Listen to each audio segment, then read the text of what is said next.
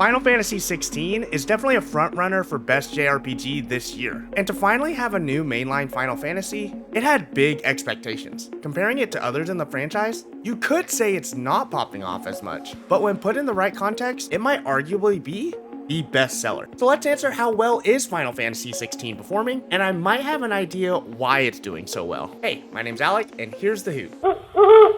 It's no lie right now that Final Fantasy XVI is having a moment. It's the first mainline game in a while and its reviews are great, with many 10 out of 10s, a 39 of Famitsu, which the only Final Fantasies Famitsu has given a perfect score was 13, 2, and 12, which I feel aren't the most beloved games or the best, but that's why we don't really care about reviews. But I mean, for the most part, Final Fantasy XVI is a good game. The Game of Thrones with Final Fantasy is working, and maybe that's because Clive Rossfield has gone through more tragedies in his young life, only being beaten by maybe Thorfinn of Vinland Saga. But how is it actually performing? How's it selling? Well, they just officially announced that Final Fantasy XVI has passed 3 million units in sales, and that's only in 4 days, less than a week of release. Over a million is good for any game, but of course with a huge franchise like Final Fantasy, you always want to strive for some of the biggest, some of the best, and to be fair, 3 million still isn't bad for them. It really is one of the better sales out of the jump, but it's not the best ever, at least by flat numbers. Let's take a further look. There are at least 2 better launches in recent time. Final Fantasy VII Remake. 2020's release sold 3.5 million in 3 days, so a little more in 1 day less, which makes sense. It was a highly anticipated remake for what some consider the best Final Fantasy and their favorite. Plus, every Smash player or Kingdom Hearts player finally got to play as Cloud if they never played the original game. Honestly, I thought Remake could have even done better at launch, but that's still not bad. But there's still one better, and that honor belongs to Final Fantasy 15. Just one mainline game ago, in 2016, it sold 5 million in 1 day, possibly one of the best JRPG launches ever. Now, I'm not saying those games are any better, but even with those times and numbers considered, I think you could still make the argument Final Fantasy 16 is having a better launch. Cause look, Final Fantasy 15 had one advantage to it. It was multi-platform. You remember that little period where yes, we were getting Final Fantasy games on the Xbox? And it was well into the cycle of the Xbox One. That number is going to be hard to pass, but look, Final Fantasy 16 is only on PS5. So basically, like if you split it between the two consoles, theoretically, it could have been 2.5 million for each. Pretty sure it was still more PlayStation, but you get the idea.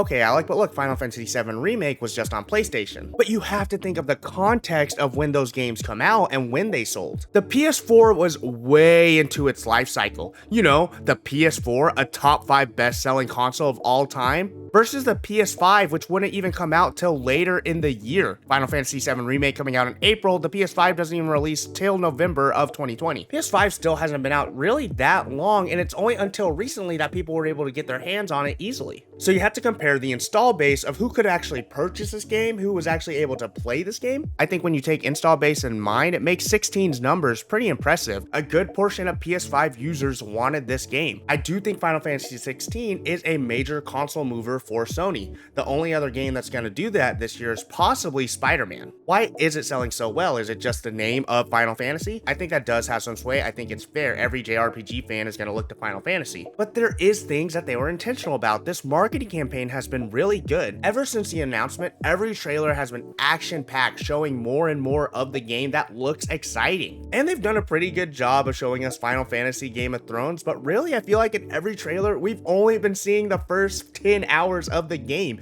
because I'm telling you, at some point, the whole script gets flipped. It turns into a Final Fantasy game, and I promise if you've only seen trailers, you haven't seen anything yet. But for comparison's sake, let's talk about other Japanese RPG releases. Okay, this could be controversial, it shouldn't be, but let's not be silly. Look, you can actually just start debating it in the comments, but let me ask and let me say, Pokemon is a Japanese RPG. Because the only other franchise to have comparable numbers, according to installbaseforum.com, let's look at the real titans of sales. Pokemon Scarlet and Violet did 10 million in 3 days.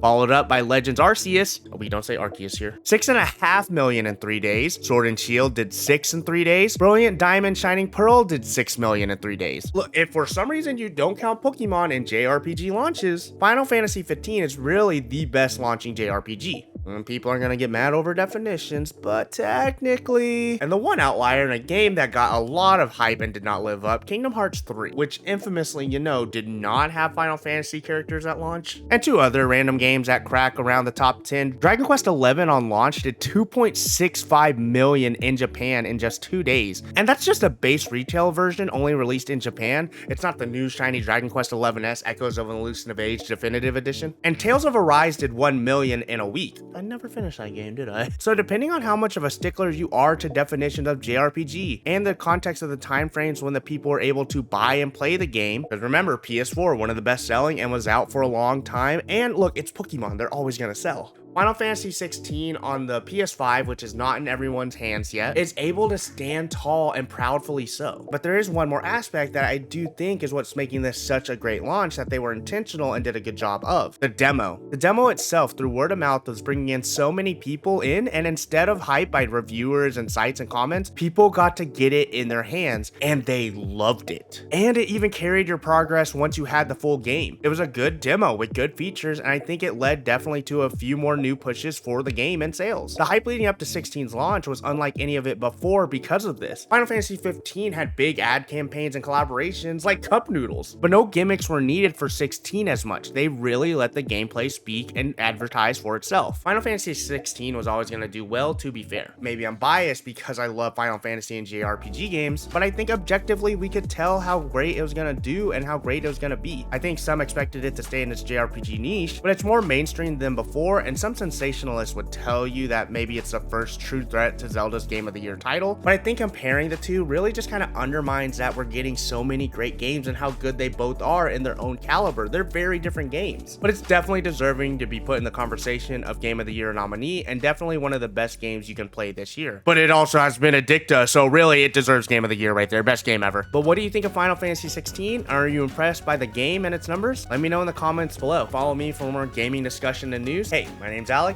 Thanks for talking games with me, and remember, games were meant to be fun.